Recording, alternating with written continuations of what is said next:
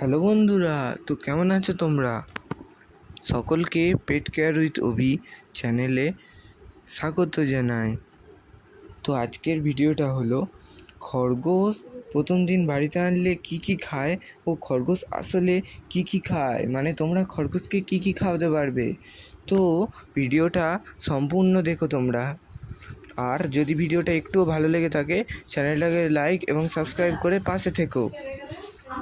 তো বন্ধুরা, তার আগে আমি একটু দেখিয়ে নিই আমার মাছগুলো।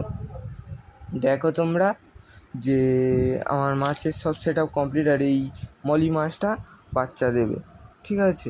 তো সব কিছুরই আপডেট পেয়ে যাবে। আগে তোমরা গাপ্পি বাচ্চার আপডেট হয়তো পেয়ে গেছো। আর আজকে দেখো যে মলি মাছটা পুরো পেট একদম ডিমে ভর্তি হয়ে রয়েছে, এবার পুরো বাচ্চা দেবে মলি মাছটা। আর আমার ছোট গাপ্পি ফিশেরও পুরো ফুল ট্যাঙ্ক রেডি হয়ে রয়েছে। ট্যাঙ্ক না, ছোট একটা জায়গায় রেখেছি। তো ফিরে আসি খরগোশের ক্ষেত্রে। খরগোশকে তোমরা গাজরও খাওয়াতে পারো, খুবই ভালো খায়, তোমরা ভিডিওতে দেখতেই পাচ্ছ। আর খায় এই কত সুন্দর দেখো, খাচ্ছে, শশা খাচ্ছে, অনেক রকমের ফলমূল তোমরা যা ইচ্ছে দিতে পারো। আর খরগোশ কলাও খুবই ভালো খায়। তো এই ভিডিওতে তোমরা দেখে নিতে পারো যে সত্যিকারের যে খরগোশ কলা খায় সেটাই দেখে নাও। আর প্রথম দিন যদি আনো তাহলে তোমরা ঘাসই দাও। আমি যদি বলি তাহলে ঘাসই দেওয়া সবচেয়ে ভালো, ঠিক আছে?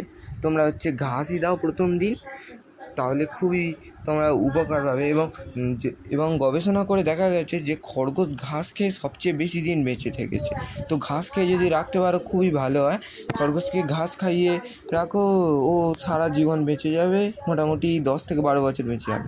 আর যদি নানা রকম তোমার শাকসবজি খাও তাহলে ওই 5-6 বছর বাঁচবে। তো আজকে ভিডিওটা যদি ভালো লাগে লাইক এবং সাবস্ক্রাইব করে পাশে থাকো। Bye bye.